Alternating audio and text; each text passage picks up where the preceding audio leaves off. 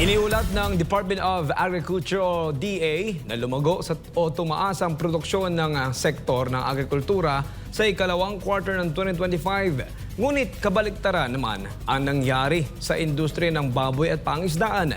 Ang detalye, alamin natin sa balitang ihatid ni Sheena Torno.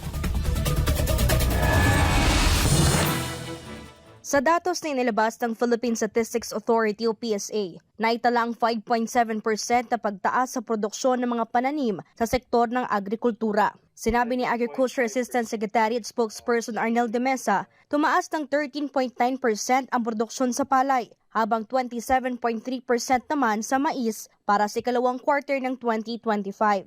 Bukod dyan, lumago rin ang poultry sector ng 7%, pero kabaliktaran naman ang nangyari sa industriya ng baboy at palaisdaan. May decline ang fisheries ng 4.2% and then ang livestock ay merong ding decrease.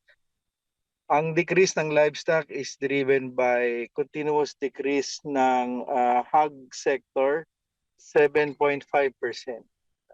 So yun yung medyo hindi ganun ka-okay. Paliwanag ni de Mesa, patuloy pa rin nagpapahirap sa sektor ng baboy ang pagkalat ng African Swine Fever o ASF. Kaya dapat anyang madaliin na ang pag-aproba sa commercial vaccine na magagamit panglaban kontra sa nakamamatay na sakit sa alagang baboy. So we really need to ensure na magkaroon na talaga ng commercial approval and distribution of the vaccine for ASF para talagang magkaroon na ng recovery. Kasi ilang quarters na rin talaga na negative yung hogs.